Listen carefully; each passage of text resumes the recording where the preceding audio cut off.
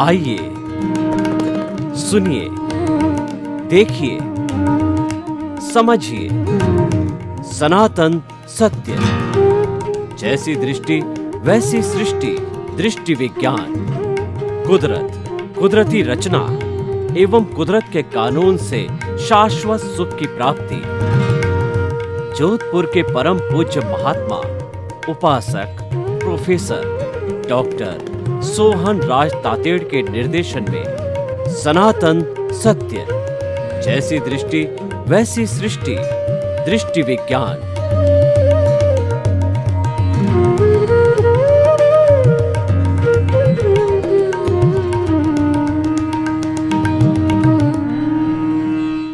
भाइयों और बहनों, मातृशक्ति को नमन।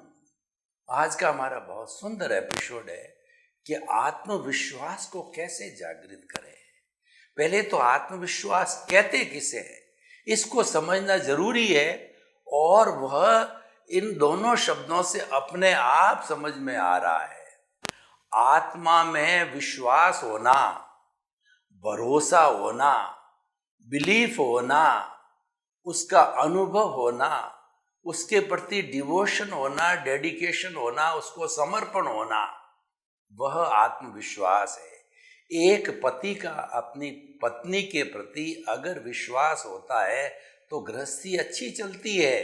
और पत्नी ये सोचे कि पति पता नहीं मुझे कभी मेरा गला घोंट दे, मैं अकेली में हूँ, या मुझे जहर दे दे, या मुझे मार दे, वो हर वक्त अगर अविश्वास करती रहती, क्योंकि पति पत्नी तो जोड़ा होता है, उनको तो रहना ही पड़ता है, अकेले में रहो, साथ में रहो।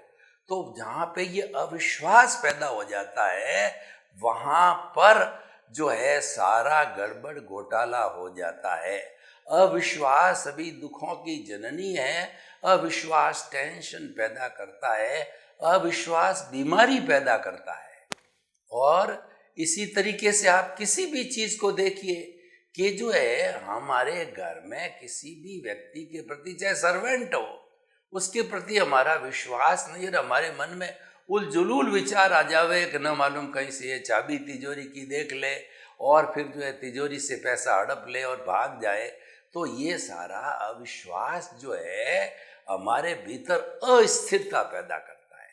और जितनी जितनी दिमाग में अस्थिरता होती है, उतना उतना व्यक्ति दुखी होता है, अस्त व्यस्त होता है, टेंशन में आता है, कर्मों का बंधन करता है। ये जो अस्थिरता है, यही तो राग द्वेष है। जितनी जितनी दिमाग में अस्थिरता है, वो राग द्वेष पैदा करती है। इसलिए अगर आत्मविश्वास पैदा हो जावे तो राग द्वेष तो ऑटोमेटिकली समाप्त हो जाएगा, क्योंकि राग द्वेष की प्रतिरोधात्मक शक्ति ही आत्मविश्वास है। आत्मविश्वास के माध्यम से हम राग द्वेष को घटाते घटाते घटाते घटाते शून्य कर देते हैं। और देखिए कि आत्मविश्वास का अर्थ यह हुआ कि आत्मा का भान होना, स्वरूप की जानकारी होना। जब स्वरूप की जानकारी होगी तो एक सेकंड भी जो हमारा अज्ञान है वो टिकेगा ही नहीं। ये अज्ञान क्यों टिका हुआ है? क्योंकि जो हमको स्वरूप की ज्ञान नहीं है। हमारे देश के अंदर 200 वर्ष तक जो है अंग्रेज लोग क्यों टिके रहे? क्योंकि वो लोग तो जो है यहाँ धंधा करने आए थे, और 1858 में ईस्ट इंडिया कंपनी की स्थापना इसलिए की थी, हम व्यापार करेंगे। हिंदुस्तान बड़ी आबादी वाला देश है, वहाँ कंजम्पशन बहुत ज़्यादा है, हमारी चीज़ों का वह कंज्यूम करके प्रॉफिट कमाएंगे। लेकिन इन्होंने देखा यहाँ छोटी छोटी रियासतें हैं, हर रियासत का एक राजा है, राजा बहुत योग्य है, राजा बहुत लड़ाकू है, राजा बहुत वीर है, परंतु एक राजा दूसरे राजा से लड़ता रहता है। तो इसका फायदा उठा के उन्होंने जो है डिवाइड एंड रूल की पॉलिसी लागू की। उन्होंने एक राजा को दूसरे राजा से फटाया, एक जाति के लोगों को दूसरी जाति से फटाया, कई कमीशन भेजे, और इस तरीके से मटिया मेल करके हमारे से डिवाइड एंड रूल की पॉलिसी बना करके हमको जो है दरकिनार करके, हमको भटका भटका के, इंडियन डॉग्स कह के और हमारी जो इंसल्ट करके हमारे देश में, हमारी धरती पर हमारी इंसल्ट, और वो हमारा ही सामान भोगते हैं, हमारा ही लूट करके ले गए। सब कुछ नुकसान हमको हुआ क्योंकि हमको जो है अपनी मातृभूमि पे विश्वास नहीं था, तभी हम लड़ रहे थे। तो इसीलिए ठीक इसी तरीके से जिस व्यक्ति को अपनी आत्मा में विश्वास हो जावे तो कुछ हासिल करना ही नहीं है। कैसे? देखिए, आप सबसे पहले ये तो देखिए, जैसे मैं बोल रहा हूं, किसकी ताकत से बोल रहा हूं, और जो आत्मविश्वास पैदा करने के गुर बता रहा हूं आपको, मैं किसकी ताकत से बोल रहा हूं, ये हाथ किसकी ताकत से हिल रहे, ये शब्द किसकी ताकत से निकल रहे हैं, ये आंखें जो पलकें झपक रही है किसकी ताकत से चल रही है, और हम जो मन वचन काया से जितने भी क्रिया करते हैं, आप बताइए उनकी खुद की ताकत है क्या? वो कर सकते हैं क्या? बिल्कुल नहीं। अगर उसमें से आत्म तत्व को निकाल दिया जाए तो ही इज डेड बॉडी, कंकाल है। और आप किसी भी मुर्दे को देखा क्या कोई घर में रखता है क्या?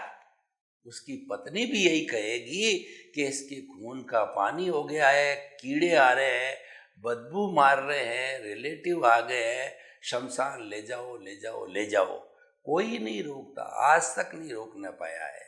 और हर एक की आत्मा शरीर से निकलती है, लेकिन जब तक आत्मा हो, आप फुल्ली डिवोटेड रहो कि मेरा तो गुरु है, भगवान है, दोस्त है, माँ है, मेरा सब कुछ है, वह यही मेरा आत्मा, मेरा प्रभु, मेरे भीतर विराजमान शुद्ध आत्मा भगवान है। और यही हमारे सनातन सत्य का केंद्र बिंदु है। सनातन सत्य क्या कहता है कि मन वचन काया से मुक्त, ऐसा मैं शुद्ध आत्मा हूं। मन वचन काया रूपी शरीर तो पिछले जन्म के कर्म के भुगतान के लिए मिला है। जन्म जन्मांतर से हम कॉज डालते आए हैं, उन कॉज के एक नियम है, लॉ ऑफ द नेचर है कि without the cause there is no effect at all. अगर आपने कॉज डाला है तो इफेक्ट अवश्य मिलेगा। ये कॉज इफेक्ट जन्म जन्मांतर से चला आ रहा है, और बेचारा कॉज इफेक्ट के अंदर ये आत्मा जो जुड़ गया और आज तक स्वतंत्र नहीं हो सका। देखिए, भगवान महावीर को उनके शिष्यों ने पूछा कि भगवान आप बताइए कि एक तो चेतन तत्व है और ये शरीर जड़ तत्व है, ये दोनों विरोधी है। चेतन अलग है, जड़ अलग है, इसका नियम अलग है, और ये नाशवान है और ये अविनाशी है, ये दोनों आपस में कैसे मिले? तो भगवान को भी इसका उत्तर ध्यान नहीं था। तो भगवान ने प्रति प्रश्न किया अपने शिष्यों को कि आप बताओ कि पहले जो है मुर्गी हुई या अंडा? शिष्य सोचते रहे मुर्गी बिना अंडा नहीं हो सकता, अंडे बिना मुर्गी नहीं हो सकती, तो पहले कौन हुआ निर्णय नहीं कर पाए। उन्होंने कहा भगवान हम तो मूढ़ हैं, अज्ञानी हैं, हम कुछ नहीं जानते, आप कृपा करके बताओ कि पहले जो है कौन हुआ और ये कब से जुड़े हुए हैं। भगवान ने कहा कि आप मान के चलो, मुझे तिथि समय मालूम नहीं है, ये पश्चानुपूर्वी अनादि अनंत काल से जुड़े हुए आ रहे हैं, क्योंकि ये जो इकट्ठा हो गया है अज्ञान क्या इकट्ठा होगा कि स्वरूप की जानकारी, आत्मविश्वास समाप्त हो गया, उसी का नाम अज्ञान है कि मैं शरीर हूं या नहीं, मैं आत्मा हूं या नहीं। ये अज्ञान होने के कारण कॉजेज पढ़ते रहे, ये इकट्ठा हो गया, किसी जन्म में ज़्यादा हुआ, किसी जन्म में कम हुआ, लेकिन ये श्रृंखला चलती रही और चलती रहेगी आगे, जब तक कि हम इस ज्ञान को जीरो नहीं कर देंगे, यानी 100% आत्मविश्वास पैदा नहीं करेंगे, तब तक ये नहीं होने वाला है। और उसकी प्राप्ति करने के लिए हमको क्या करना पड़ेगा, वो अब टू द पॉइंट में आता हूं। आपको वही करना पड़ेगा जो कि स्वामी विवेकानंद ने किया। स्वामी विवेकानंद 36 वर्ष ही जिए, लेकिन जो है वो पीछे से उपादान ऐसा लेके आए थे कि वो अजर अमर हो जाएंगे। तो जब से उनकी समझ आई, उन्होंने गुरु को ढूंढना चालू किया, ज्ञानी पुरुष को ढूंढना चालू किया, सदगुरु को ढूंढना चालू किया, क्योंकि उनकी मान्यता थी और बिल्कुल लॉ ऑफ द नेचर है कि गुरु बिना ज्ञान नहीं होता है। चाहे गुरु आपकी माँ है, चाहे आपकी आत्मा है, या चाहे आपका गुरु है या टीचर है, कोई है, गुरु बिना ज्ञान नहीं होता है। क्या माँ के बिना आप अपनी मदर टंग सीख सकते थे? नहीं। क्या माँ के बिना आप चलना फिरना सीख सकते थे? नहीं। क्या माँ के बिना आप 2-3 साल के जो है बहुत कठोर देख रेख में बड़े हो सकते थे? नहीं। तो माँ सबसे बड़ा गुरु बने जब जाके हमारे में समझ आई, और जब से आकर हमारा शरीर जो है वह स्टैंड हुआ, वरना पौधा लगाया और जानवर आया, जड़ सहित खा के चला गया, तो वह स्थिति भी हमारी हो सकती थी। अगर माँ ने, गुरु ने हमारा ध्यान न दिया होता, माता पिता ने, तो क्या है कि जन्म लेने के बाद में हमको जुकाम हो जाता, निमोनिया हो जाता, हम चल बसते। पर ऐसा होता नहीं है। हर एक माता, ये एक लॉ ऑफ द नेचर है कि माता पिता जो है के लिए उनकी संतान उनके कलेजे का टुकड़ा होती है। पर सबसे बड़ी पीड़ा माता पिता को कब होती है? वो कलेजे का टुकड़ा जब बड़ा हो जाता है, शादी कर लेता है, और शादी करने के बाद में वो माता पिता को भूल जाता है, और वो कहता है मैं तो अपने आप बड़ा हुआ, मैं तो मेरे भाग्य से ऐसा हो गया। माता पिता की कोई केयर नहीं करता, स्वार्थी हो जाता है, माता पिता को भगवान भरोसे छोड़ देता है। और कई कई तो ऐसे कपूत होते हैं जो माता पिता को पीटते हैं, माता पिता को कमरे में बंद कर देते हैं, माता पिता को वृद्धाश्रम में छोड़ आते हैं। और कई कई तो ऐसे, क्या कहना चाहिए, कपूतों के कपूत होते हैं कि माता पिता को कहते हैं कि कुंभ के मेले में भगवान के आपको दर्शन कराने आते हैं, और बेचारे बुजुर्गों को उस मेले के अंदर अकेले भीड़ में छोड़ करके चले जाते हैं। और कई जगह तो उनके माता पिता के मकान में बंद करके विदेश चले जाते हैं, उसके जो है संतान बहुत करती है। खैर, ये अलग विषय है। तो मैं ये कहना चाहता हूँ कि हम क्या आत्मा के विश्वास किए बिना जिंदे रह सकते हैं? और आप अगर आत्मविश्वास नहीं है आप में, तो आप एक कंकाल स्वरूप हो। क्योंकि जब आपको खुद में ही विश्वास नहीं है, तो फिर किस में विश्वास होगा? इसलिए भगवान कहते हैं, God help those who help themselves. जो अपनी खुद की जो है सहायता करता है, ईश्वर उसकी सहायता करता है। आप में वो करेज होना चाहिए, आप में वो विश्वास होना चाहिए कि नहीं, ये काम मैं कर सकता हूँ, ये काम कर लूँगा, ये काम मेरे द्वारा हो जाएगा। 101% आपको विश्वास होना चाहिए। ये विश्वास पकता है, श्रद्धा फलवान होती है। फल जो मिलता है वो श्रद्धा से मिलता है। इसीलिए हमारे धार्मिक शास्त्रों में कहा गया है, सम्यक दर्शन ज्ञान चारित्राणी मोक्ष मार्ग है, ट्रिपल ज्वेल्स। पहला कहा गया है कि राइट फेथ, सम्यक दर्शन, सम्यक विश्वास, दूसरे नंबर पे सम्यक ज्ञान, तीसरे नंबर पे सम्यक चारित्र, चौथे नंबर पे सम्यक तप है। पहला क्या है? आप अपनी दृष्टि को सही करो। दृष्टि क्या है कि मैं तो अनंत ज्ञान, अनंत दर्शन, अनंत शक्ति, अनंत सुख का धाम, शुद्ध आत्मा स्वरूप हूं।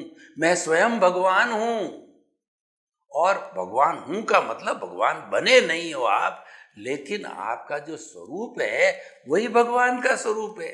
देखिए, राजा राम को देखिए, भगवान महावीर को देखिए, उसी जन्म में भगवान महावीर हमारे जैसा ही शरीर था, राम हमारे जैसे ही शरीर थे, कृष्ण हमारे जैसे शरीर थे, सीता मैया हमारे जैसी थी, और उसी जन्म में वो भगवान बनी।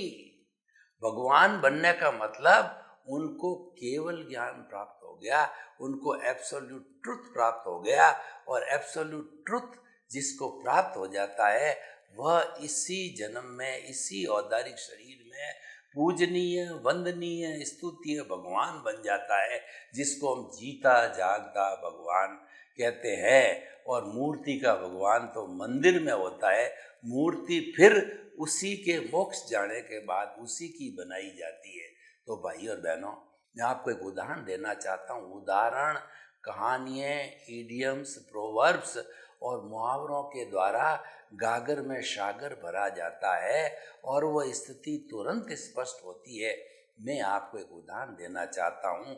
मान लीजिए भीड़ में किसी भी महिला बहन जी का जो है चेन गिर गई, काफ़ी महंगी, 2-3 तोले, और आजकल तो सोना कितना महंगा है, 3 तोले की होती है तो भी वह जो है वो 1-1.5 लाख की हो जाती है।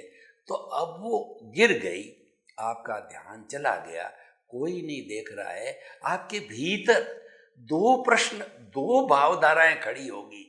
एक भावधारा ये कहेगी कि ये जो पड़ा है जेब में डाल दे, तेरे को सीधा ही 1-1.5 लाख रुपया मिल रहा है। दूसरी भावधारा तुरंत आपको रोकेगी, कहेगी नहीं, ये तो पराया धन है, मिट्टी के समान है, ये चोरी है, चोरी करेगा तो अगले भव में तेरे को डबल देना पड़ेगा। अब देखिए ये हमारा क्या हुआ, ये जो भीतर से हमको सही सलाह दे रहा था वो हमारी आत्मा थी और उस पर हमको विश्वास करना चाहिए। और जो अज्ञान था, वो अज्ञान, क्रोध, अहंकार, माया, लोभ, वो अज्ञान ये कह रहा था उठा ले उठा ले उठा ले। लेकिन आप आत्मविश्वास के धनी हो तो आपने उसको उठा करके पुलिस को सुपर्द किया, अनाउंसमेंट कराया किसी की हो तो ले जावे, तो आप विजयी हो गए। विजयी क्यों हुए? कि आपने आत्मविश्वास जागृत है। इसीलिए हर समझदार व्यक्ति को जीवन के अंदर एक ही काम पहला करना चाहिए कि उसका आत्मविश्वास जागृत हो जावे। और आत्मविश्वास जागृत करने के लिए हम आपको कुछ सूत्र बताना चाहते हैं कि आत्मविश्वास कब जागृत होगा, कि जब हम भीतरी जगत में ज्यादा गोते लगाएंगे। जो व्यक्ति बाहरी जगत के अंदर 5 इंद्रियों के सुख के अंदर 24 घंटे रहता है, मेरा घर, मेरा परिवार, मेरा धन, मेरी दौलत, मेरा पद, मेरा प्रतिष्ठा, वो 24 घंटे यही प्लानिंग करेगा। एक मकान बनाया, दूसरा बनाऊं, तीसरा बनाऊं, लाख रुपए हो गए, 5 लाख करूं, 10 लाख, 24 आवर्स में उसको भीतर अपना आत्मविश्वास जगाने, मैं कौन हूं इसकी अनुभूति करने का एक क्षण भी वो टाइम नहीं निकालता है। लेकिन बाहर का अपना काम है, वो तो चलेगा, आप रोक नहीं सकते। हम आपकी कोई प्रवृत्ति, आपके किसी धर्म, आपकी किसी सोच, आपके बाल बच्चे, किसी को भी डिस्कनेक्ट होने या उसके बारे में सोचने की बात नहीं करते। हम तो ये कहते हैं आप आत्मविश्वास जागृत करो। और वो आत्मा रहता कहाँ है ये तो देखो। जागृति तो बाद की बात है कि आखिर वो रहता क्या वो घर में रहता है, क्या आपकी पत्नी में है वो, क्या आपके धन में है, क्या आपके दौलत में? नहीं, वो आपके भीतर है। कस्तूरी के मृग जो हैं, देखिए कि मृग जो है ना, उसके नाभि के अंदर कस्तूरी होती है। कस्तूरी की महक इतनी फूटती है कि बहुत बड़ी सुगंध आती है। तो इधर भागता है, उधर भागता हिरण, ये कहाँ से आ रही है उसको समझ में नहीं आता। कोई ज्ञानी पुरुष मिला और उसकी भाषा जानता था, उसको कहा कि देख भाई, तेरे जो है ये नाभि में ही कस्तूरी है, वहीं से आ रही है। उसको ज्ञान मिला। तो हमको भी कोई ज्ञानी पुरुष मिले, कोई हमको गुरु मिले, कोई सद्ज्ञानी मिले, उसकी तलाश करनी चाहिए।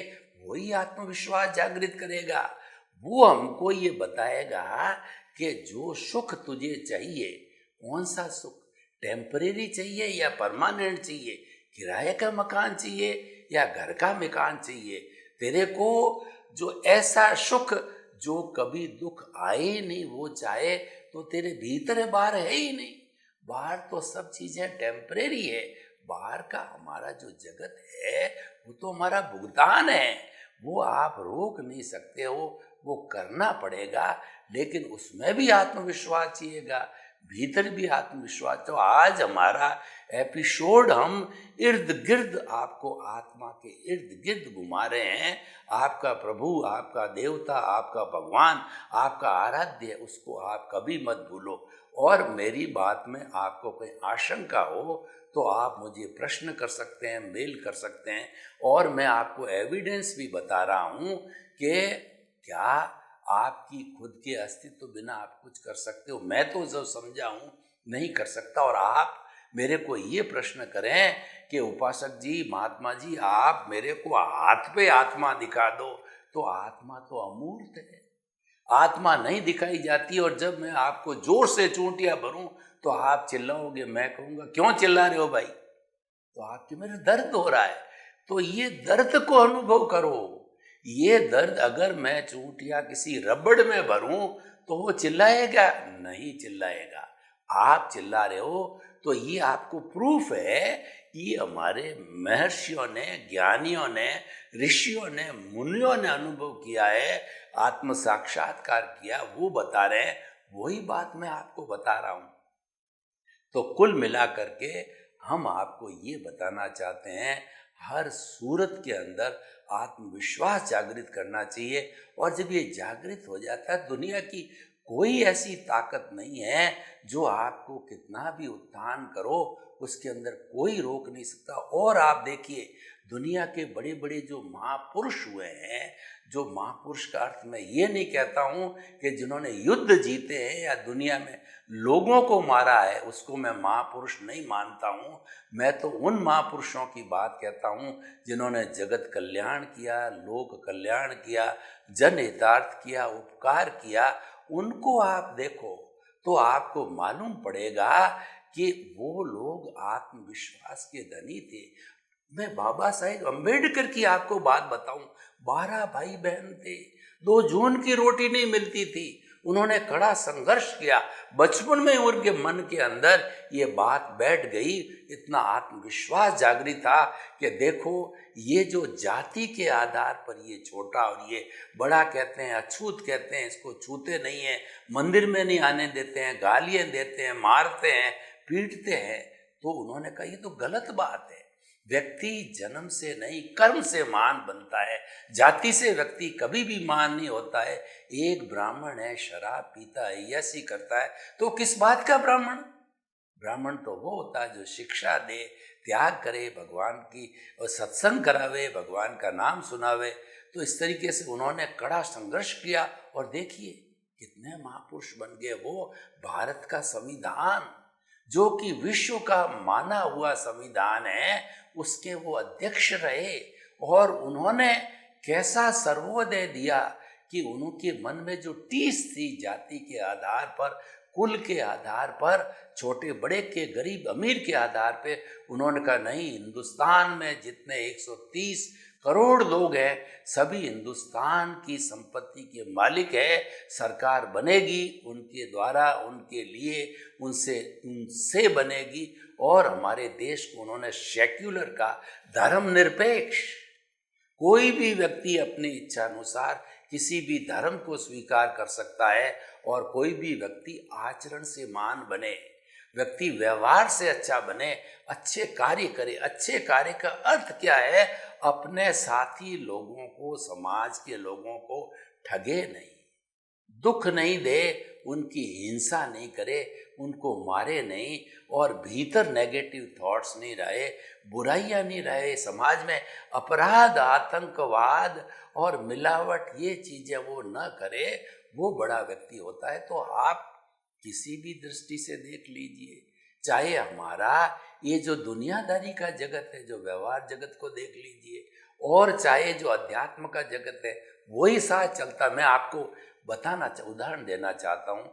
आप करोड़पति हो, अरबपति हो, क्या सारा धन आप जब यहाँ से विदा होगे लेके जाओगे?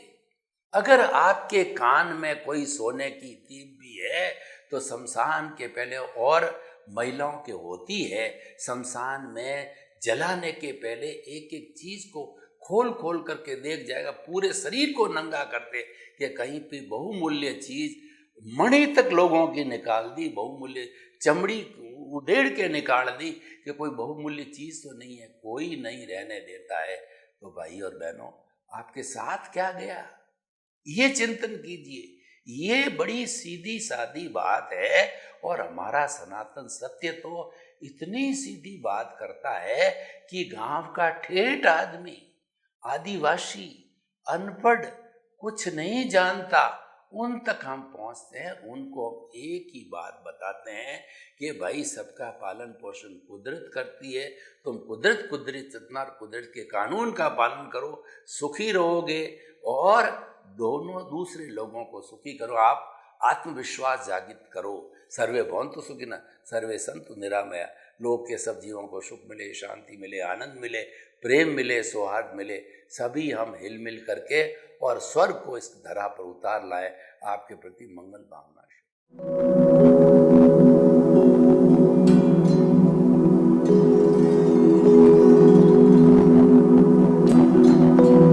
एक ऐसा अंतर्राष्ट्रीय ख्याति प्राप्त मानव जो गुरु प्रेरणा से पिछले 20 वर्षों से वानप्रस्थ जीवन जीते हुए 24 घंटे मानवता की सेवा में संलग्न है। एक ऐसा मानव जो अभी राष्ट्रीय, अंतर्राष्ट्रीय टीवी चैनलों पर 7,500 एपिसोड के माध्यम से सनातन सत्य, आत्मविज्ञान एवं पुनरुत्थान व्यवहार एवं निश्चय जगत के जीवनोपयोगी विषयों पर हृदय स्पर्शी प्रवचन कर चुका है। उस मानव का नाम है महात्मा उपासक प्रोफेसर डॉक्टर सोहन राज तातेड़। प्रोफेसर तातेड़ द्वारा योग, दर्शन, शिक्षा विषयों पर रचित पीएचडी स्तर के 250 शोध ग्रंथ भारत के 100 प्रतिष्ठित विश्वविद्यालयों में शोधार्थी पढ़ रहे हैं तथा वे सभी शोध ग्रंथ वहां की सेंट्रल लाइब्रेरियों में उपलब्ध हैं। महात्मा सोहन राज ने अभी तक हजारों स्कूलों, कॉलेजों, विश्वविद्यालयों एवं संस्थाओं में सेमिनार, वर्कशॉप, कैंप लगाकर लाखों विद्यार्थियों को योग, दर्शन, शिक्षा का प्रशिक्षण देकर उन्हें सुसंस्कारित किया। डॉक्टर तातेड़ ने भारतीय संस्कृति उत्थान के 4000 से अधिक समसामयिक विषयों पर आर्टिकल लिखकर ऑनलाइन जर्नल, पत्रिकाओं, वेबसाइट्स पर प्रकाशित किया, जिसका उपयोग लाखों पाठक कर रहे हैं। उपासक तातेड़ के 5000 से अधिक आज का सुविचार, आज का शुभ संदेश, आज का मंगल भावना योग आदि चिंतन websites, Twitter, blogger, Facebook, YouTube माध्यमों से लाखों लोग अपना जीवन निर्माण कर रहे हैं। मानवता के मसीहा ऐसे महामानव महात्मा सोहन राज तातेड़ के प्रोफाइल को अभी तक विश्व के 20 लाख दर्शक यूट्यूब पर, 12 लाख गूगल पर एवं लाखों दर्शक फेसबुक, ब्लॉगर, ट्विटर और इंस्टाग्राम पर देख चुके हैं।